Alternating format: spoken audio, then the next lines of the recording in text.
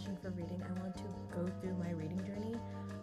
I used to read hella when I was in 8th grade. 8th grade to high school was my biggest reading years. Senior year of high school, and then I got into college, and I went to a quarter system school, and I realized I don't have time to even read, let alone a hobby. So, yeah. But let's start off with what got me into reading. Obviously, Harry Potter. Really, that is just a universal thing. Everyone gets into Harry Potter. Every killer book. However, I just don't want to talk about it because of the events that happened dealing with J.K. Rowling. Terrible person. Fucking phenomenal book. Anyways, the second book. I would say the series got me more into reading, and that was The Raven Cycle. I literally think The Raven Cycle needs to be adapted into a TV show, into a movie. It needs to be bigger than what it is because it's such a good series. I feel one of those things. If you never read The Raven Cycle, it's essentially about these group of boys. There are 4 of them. Gansey. Now this is called The Memory Game because I haven't read this book in like 4 fucking years. However, ever since I think I read it like ending of 8th grade. Ever since 8th grade, I would reread the whole entire series every year consistently because that was my comfort book, and it was just so good. But I haven't read it in like 3 years because I stopped reading completely. I'm not even gonna lie, it's been quite embarrassing how little I read now. I could say, what did I read? Freshman year of college, I've read, I tried to read The Secret History, alright, but I got through halfway through. Sophomore year, did not even attempt to read, girl. I had enough fucking traumas as it was. Junior year, again, couldn't even get out of bed, bitch. What? Do you think I can pull up in a book? And then senior year, actually, beginning of senior year, I was actually abroad in Spain, and I bring Giovanni's Room. That summer, like leading up to senior year, I've tried to read Giovanni's Room. However, I just got too busy. I was taking summer classes. But then I went to Spain, and I finished that hoe in like 1 month because we would constantly go to like the beach and like just relax and read. So that was my first book I read like fully in like 2 years, which I'm very proud of. And it was a beautiful book, but we're not talking about that yet. What was I talking about? Anyways, yeah. So the synopsis of The Raven Cycle. The Raven Cycle follows these 4 guys, Gansey, Rowan, Adam, and Noah. Noah's dead. Oh, this is a spoiler. Noah's dead already. It's a really dense, very dense book, but it's just perfect. It's like a perfect series. There's a girl named the other main character is Blue Sergeant. I wanted to be Blue Sergeant, I swear to God. When I wanted to be an actor back in the day, I wanted to either be Blue Sergeant or Annabeth from Percy Jackson. I'm happy that a black woman got that queen. But yeah, I would like literally, I understand why bitches would sell their souls, because I would have sold my soul just to have played her, or just to be her. I even cut my hair like her. Girl, it was embarrassing. So favorite, because I love just a good origin story of things. Second book, it's about Rowan, so one of the main characters could take things out of his dreams. The second book is about Adam, who in the first book, Adam has a really sad, tragic story. Kind of like sells up his soul to be with nature. Yeah. And honestly, just read the book. It is so good. Yeah. He kind of gives up his soul to be with nature, and it follows his struggles with that. And Adam and Blue had a thing going on, but homegirl Blue, unfortunately, here's my cat. The bitch ran away from me twice this week, and she in my room right now. Right. Anyways, unfortunately, Blue had like, it's like she's not a witch, but she's like an amplifier for witches. Really, bitch? Blue isn't a witch, but she's an amplifier for a witch. So one day, I think it was like a holiday, her and her aunt Neve, her aunt Neve, who doesn't really like, who's like a commercial sidekick. They're all sidekicks. Like her whole entire family is a sidekick except Blue. Also, how Blue was conceived was by a dead knight and her mom getting together. Again, when I tell you, this series is just like really unique. Like, you really have to deep the series. It's like really fucking unique. Like, I don't think nobody ever done this before. Oh god. Anyways, Blue can't kiss another boy because there was a prophecy saying if she kisses a boy, then he will die because that's her first love. Anyways, that holiday that she goes out with, so the holiday, it's like St. Mark's Day or some shit like that. Blue, I'm like, this is the whole series. It's so good. Blue then goes. Blue and her aunt go to a gravesite because on this day it's basically like it's like New Year's for them, where dead souls will go and will go to the other life, but they're still alive. So in that year, if your soul was in that like cemetery, then you're going to die. And Blue finally sees a guy, and she's like, girl, I don't usually see people, who is he? And Neve was like, oh babe, you're gonna kiss him. And that's how the whole entire series starts off. It is gas. You need to read it. It is literally so good. Anyway, let's go to my next one. I then got into dystopian books. And there's a lot of dystopian books. Also, I wouldn't consider The Raven Cycle a dystopian book. I tried to read books like The Raven Cycle. However, it's just, I don't really like mythical, like, I think it's mythical realism or fantasy realism. I don't know. I just realized like The Raven Cycle was the only book that could really like did it well for me. So I got into dystopian, 2016 dystopian core. These are my big four. These are my big four: The Program, Unwinded, or any Neil Shusterman book. Red Queen, and I don't know what else. I could give you basic and say like the Selection series, but I personally never read this. We can say Shatter Me, but Shatter Me is low-key just like the Red Queen series. I don't know, I'm gonna say my big three. I don't have a big four yet. I'm sorry guys. I want to start off with Neil Shusterman's Unwinded. Unwinded was one of the most chaotic, craziest, diabolical books I think I've ever read in my whole entire life. It was, I swear to God, every book that he writes, he wrote this other book about like a utopia and like nobody dies and the only way you could die was a person coming and killing you. Anyways, I don't write that book. But Unwinded, I swear he had to be on some like hallucinogenics, like some Molly. I'm sorry, he had to be on something writing this shit because it's an insane premise. So the whole thing about Unwinded, it's essentially there was a civil war in the United States between pro-choice and pro-abortion. What's the other side called? Pro-abortion? Pro-right? Is it? I don't know what the other side is called. And no abortion? I don't know what the other side is. I'm only pro-choice in this household. It's pro-choice in this household. We don't pick the other people.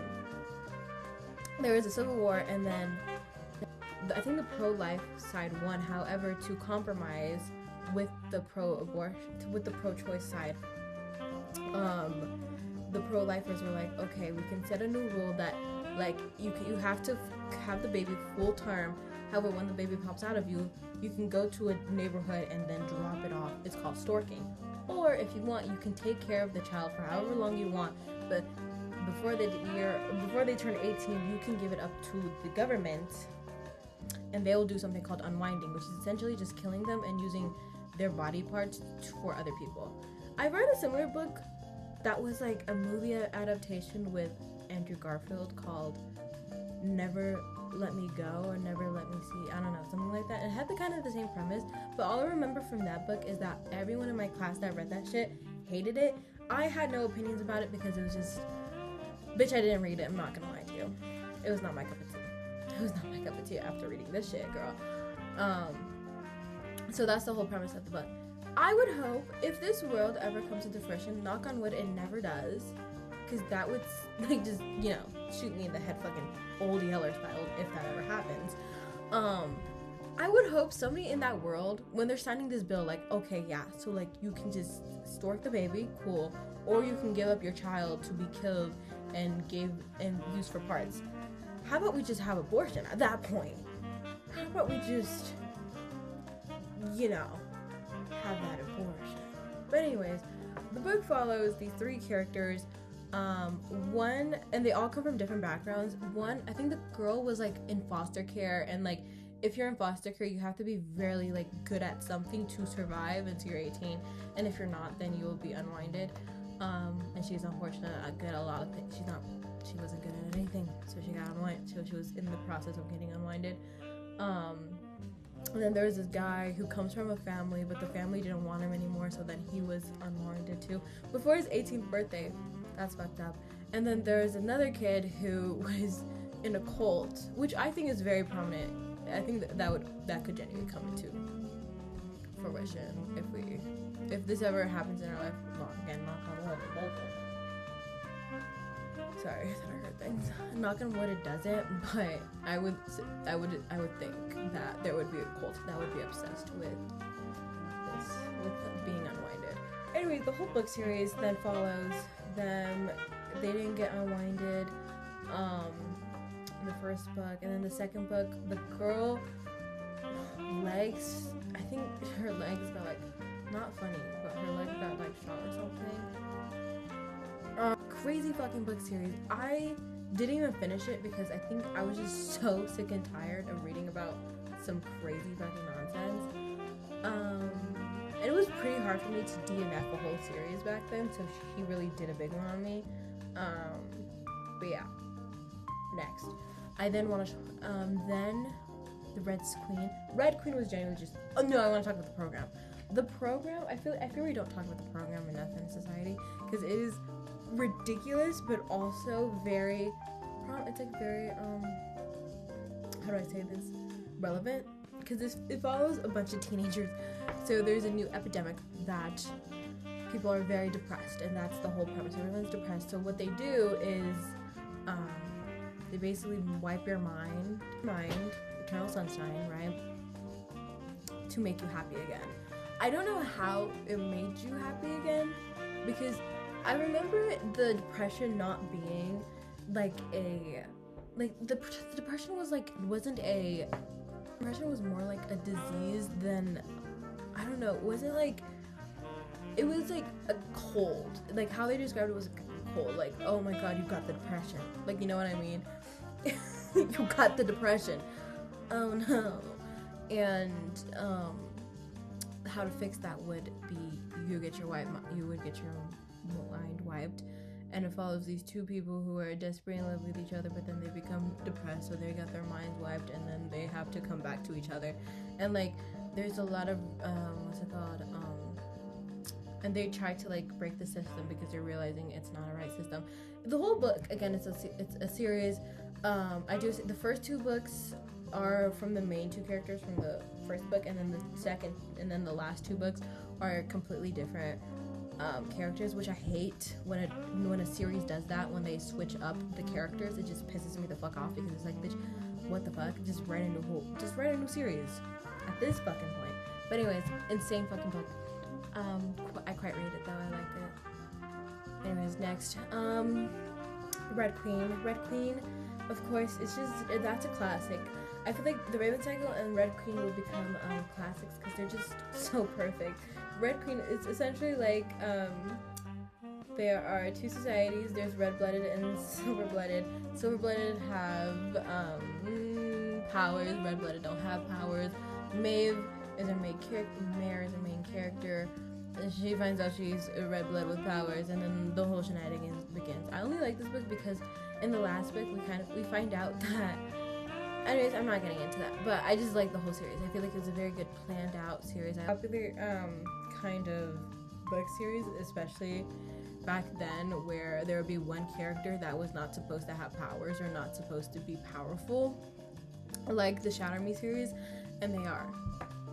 And there's 2 men that fawn over her. I do believe in the Red Queen.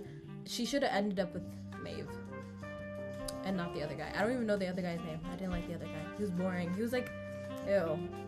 The other guy had depth, okay? The only reason that he was a bad guy was because his mom would control him. And that's not his fucking fault. Anyways, I think that's all when it comes to dystopians that I really enjoyed. And then I moved more towards romance.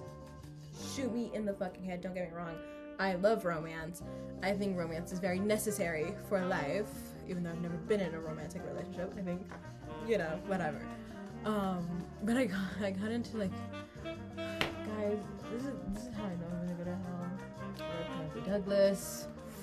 I read Punk 57 by Penelope Douglas. Here's the thing, I always thought I would go to heaven when I was a kid.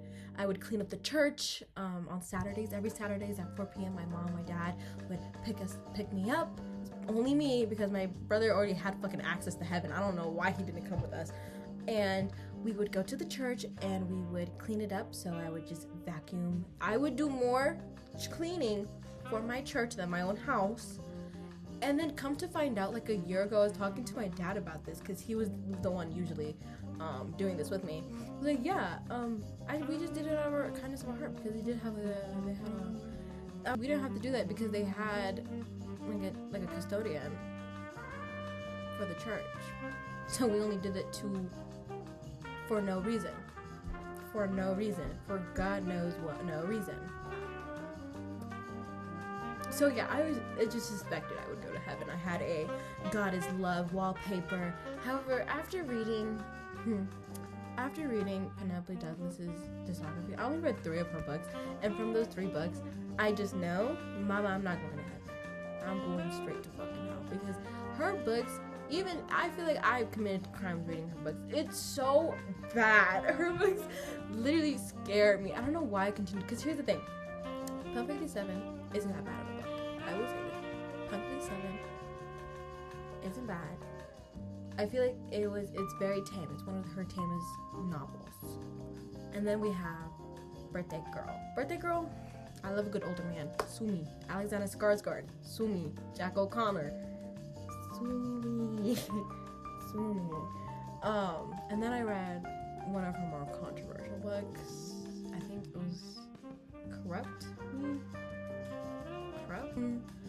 Can I tell you something? Corrupt is a crazy ass book. It is not a good book. It's actually quite a scary book. It's not a fun book either. It's like very scary actually. I have no words after reading that book. I generally like, and then like I didn't read her other books, but I did like watch short like booktuber class. I was also obsessed with booktubers read by Zoe, A Clockwork Reader, fucking Emma Book. Girl, I would die to meet them. They're my celebrities in my mind. But anyways, I read a bunch. I watched a lot of their like reviews on her books, and Homegirl was kind of wilding. There's this one book called Credence, where essentially I was like going through her like discography, and I was like, oh, let me see. It says she falls in love with her uncle. That's not right. Misread. Miss fucking typo. I watched a video. Essentially, in Credence, she does fall in love with her uncle. She sleeps with her uncle, and then sleeps with her 2 cousins. But I don't think they're blood related, so I don't. You know what? We skip. We digress. I stopped reading. After that, no more Penelope Douglas. I put that down. I read some of like the Briar U series, and then some of the Briar U. Is that what's called? I don't know. And then I read some of the Off Campus series. But then I quickly stopped reading like romance or like young adult. And this is no shade, no tea to people that love this book. However, I did get I went through an enlightenment period. I don't know what else to call it. This book low-key radicalized me to read like classics and better books. And that book is called, let me just get it real quick, Crave by Teresa Wolf.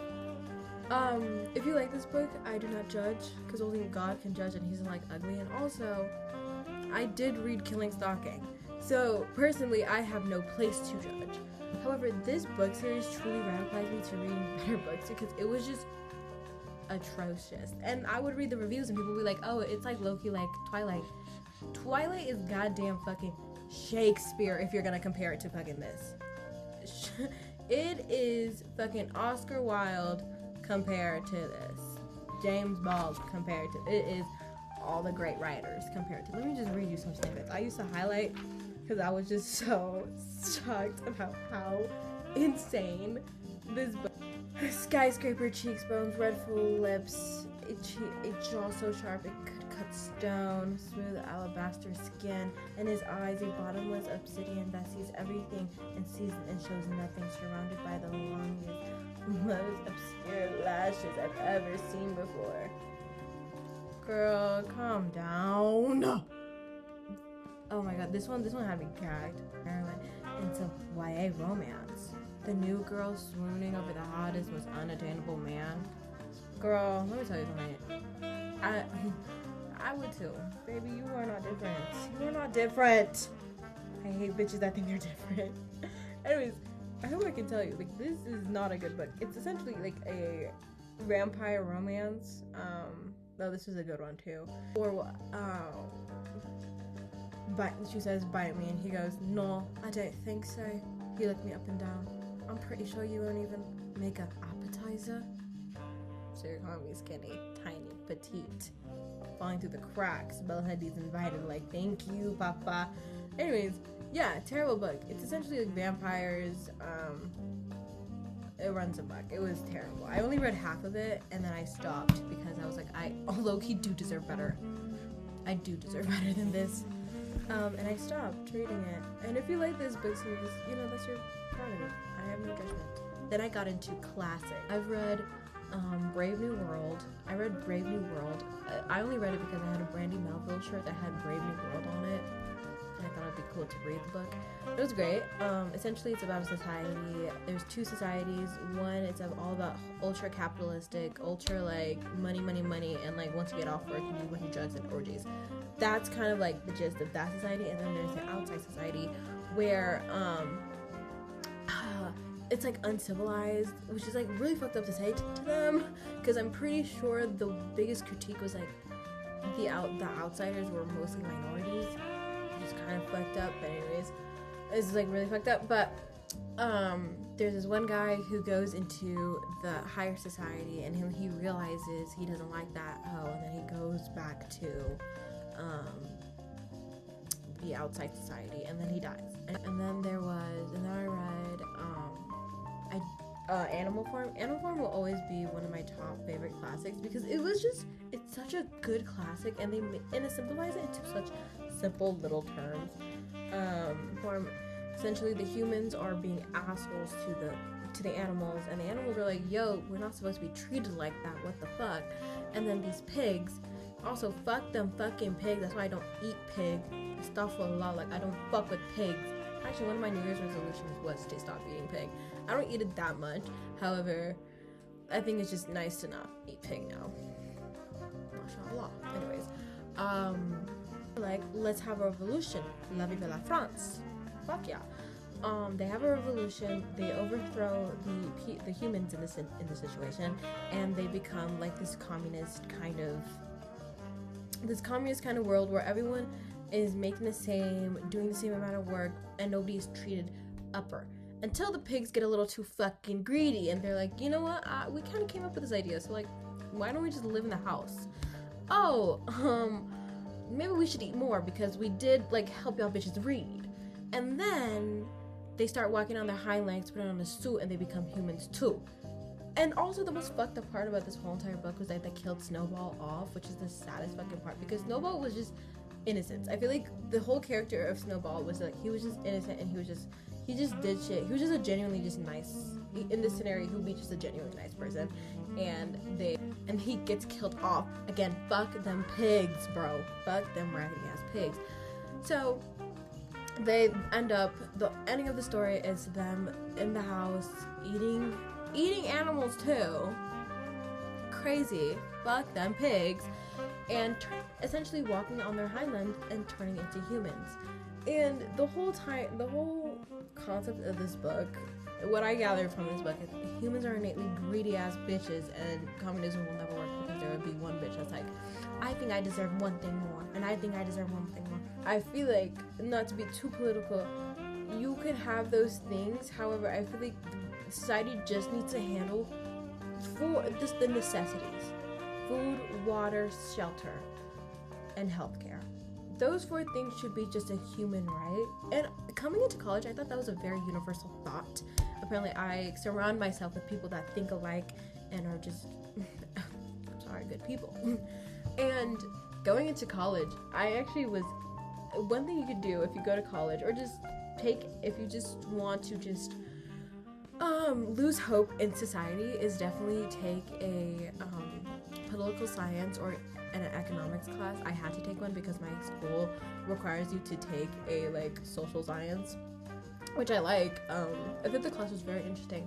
However, the teacher asked, this old professor, I quite loved him. He had this fucking phone that would go off every 30 minutes, and I loved him to death, and I hope he's still alive because he was quite old when I met him. Anyways, the topic came into human rights and if water and food is a human right, and I was like, everyone was like kind of agreeing, except these 2 boys in the back who raised their hands so fucking fast and went, if my tax money that I worked so hard is going for people that don't even work, I don't want that. Essentially like that. Gagged me so fucking hard. Gag it. What do you even mean by that, my guy? My guy? Have you no human? Are you not human? Do you not have human? And Dorian Gray, bad bitches want to be bad forever. The fuck? I love Oscar Wilde. Like the bunnies. Bunnies was good. A little scary. Bunnies. What else? I also read If They Were Villains. Let's talk about it. The Secret of History. If We Were Villains. If We Were Villains. I like If We Were Villains better. My book journey, I hope that was entertaining. And I feel like I'm gonna read more now.